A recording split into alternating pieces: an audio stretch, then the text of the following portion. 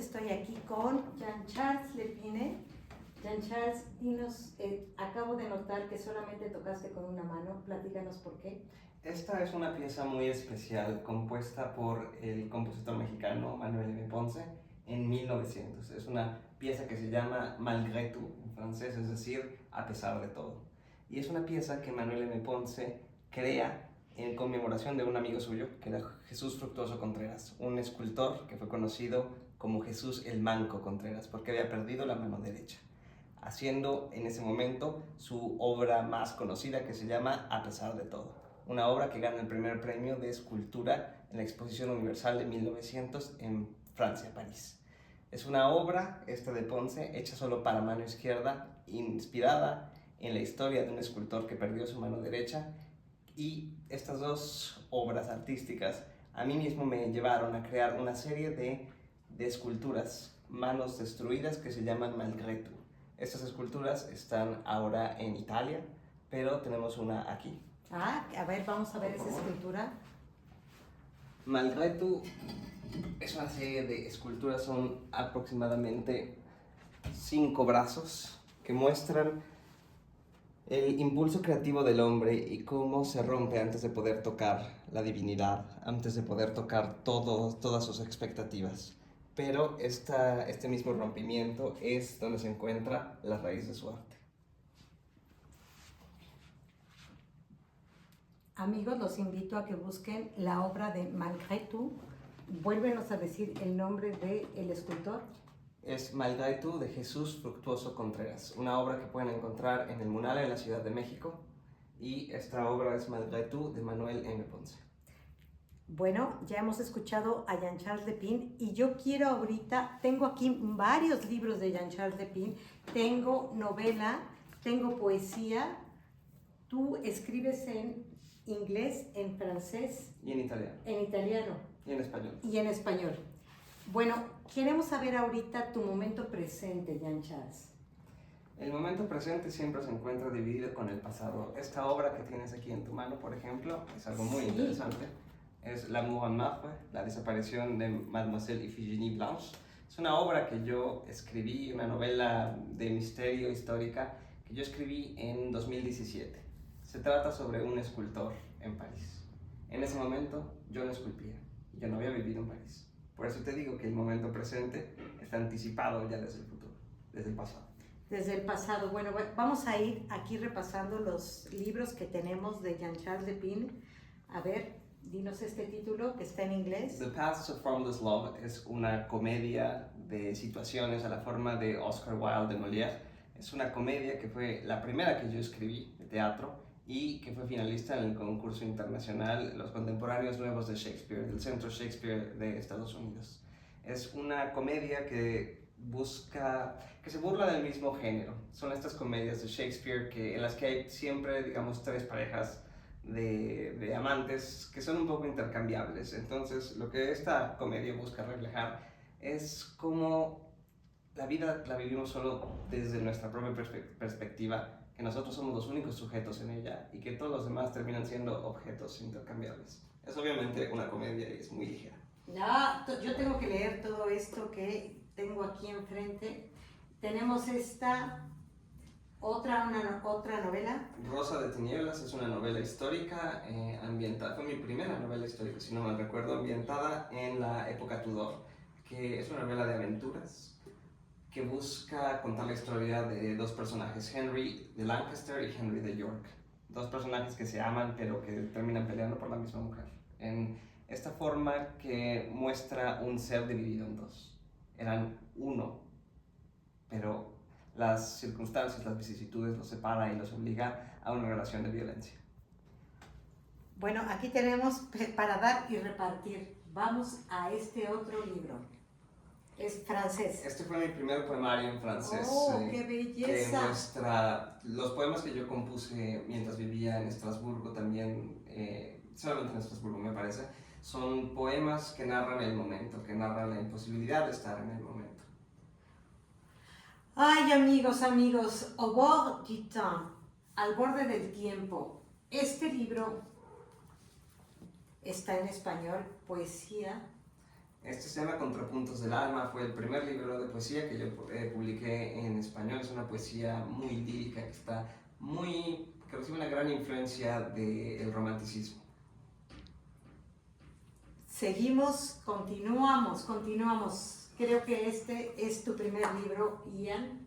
Este fue un libro que yo que publiqué con 2 otros autores. Es un libro que realmente no tiene mucho que ver con los otros porque es un género que en ese momento me apasionaba, pero como no se puede estar en el momento y no se puede estar en el pasado, ahora ya no trabajo, que es la ciencia ficción. Pero son cuentos que buscan impartir una perspectiva humanista a la ciencia ficción, que no se trata solamente de futurismo, sino de los mismos problemas éticos que permean la historia de la literatura.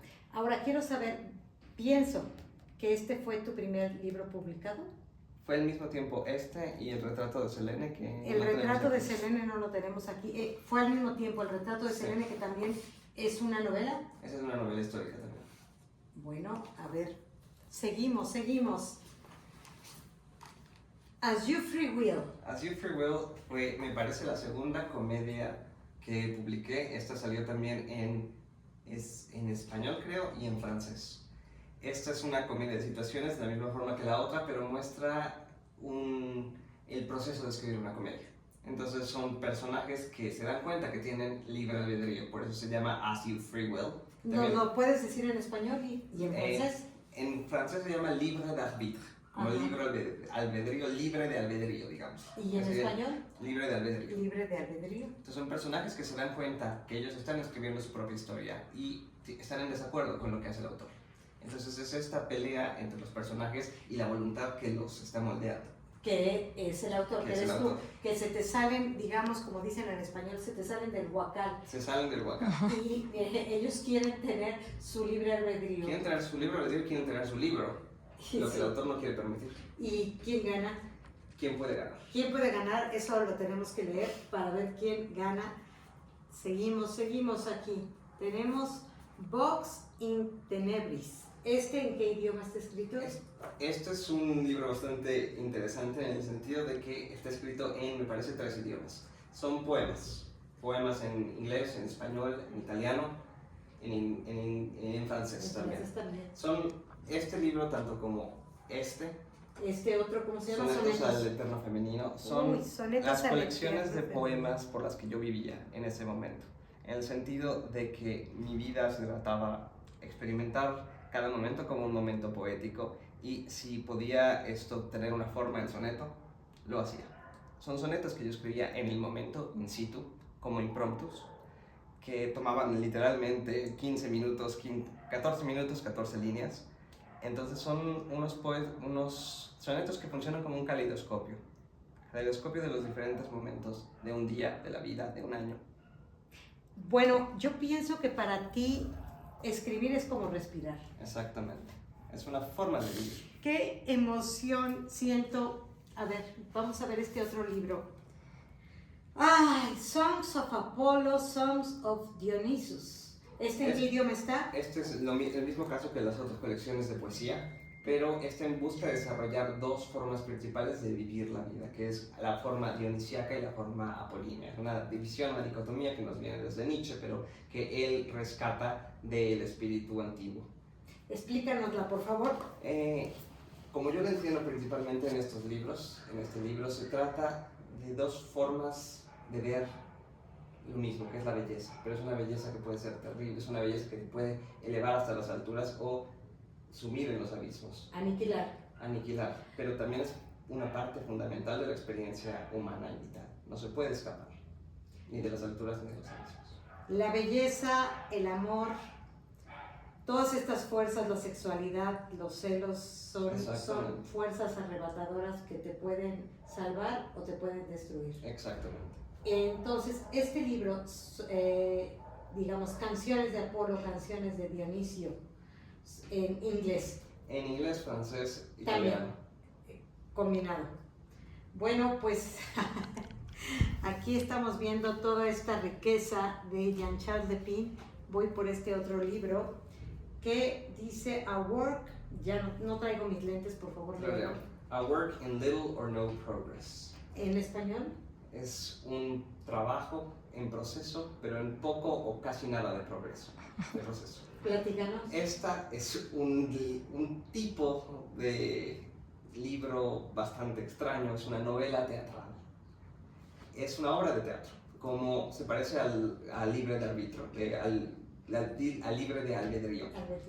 Pero como se trata de se trata de un autor, un dramaturgo que quiere escribir una obra de teatro, se pelea con sus personajes y esas equivocaciones, esos conflictos, eso es la obra de teatro. En un punto, uno de los personajes deciden despedir al autor, correrlo y tomar el control completo de la obra de teatro. Y la cambian completamente. Es una comedia muy ligera que en un punto uno de los personajes toma el lugar del autor. Aquí está, toma el lugar del autor, toma el lugar del libro. ¿Y el autor a dónde y publica pasa? Su propio libro. ¿Y el autor? El autor está despedido ahí y está en la audiencia. Publica su propio libro uno de los personajes con su cuarta de forros, con su dedicatoria, con su dramatis personae y cambia la comedia a una tragedia de intriga política en la Rusia de Stalin. Y después el autor puede volver a tomar control. El autor lo intenta, tal vez sí lo logra. Eso lo tenemos que leer. Bueno, ahora yo te quiero preguntar, Jean-Charles, acerca de la creación.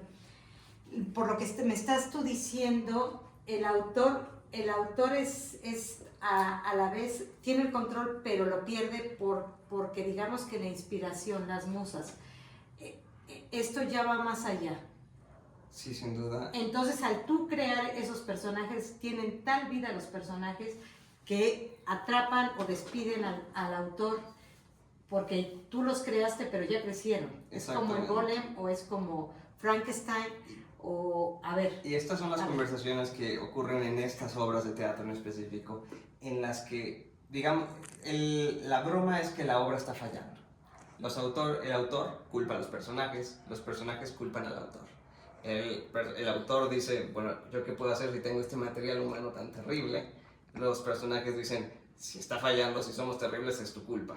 En efecto, cuando uno empieza a escribir, no sabes qué va a ser la obra. La obra se va dictando a sí misma. Es un proceso verdaderamente mágico. Es la única forma de describirlo, porque uno es incapaz de escribir esa obra hasta que la escribes.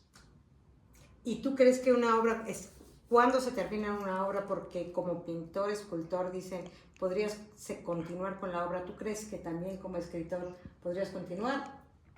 Me parece que es Mallarmé que dice que las obras de arte no son terminadas, son abandonadas. Ah. En efecto, ese es el caso, pero uno cambia como persona y ya se vuelve imposible seguir trabajando en una obra porque pierdes el interés en esa obra, porque quieres hacer otras cosas.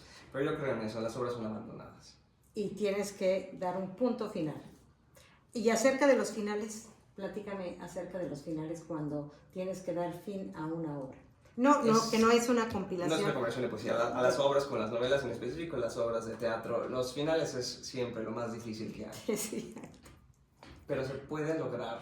Lo que se hace mucho, que es un cliché, pero es muy gracioso, es repetir el título de la obra. Pero ese título debe ser una conclusión. Es lo que inaugura una obra, pero también es su final. Bueno, pues vamos a terminar aquí, deleitándonos con Jean-Charles Lepine al piano.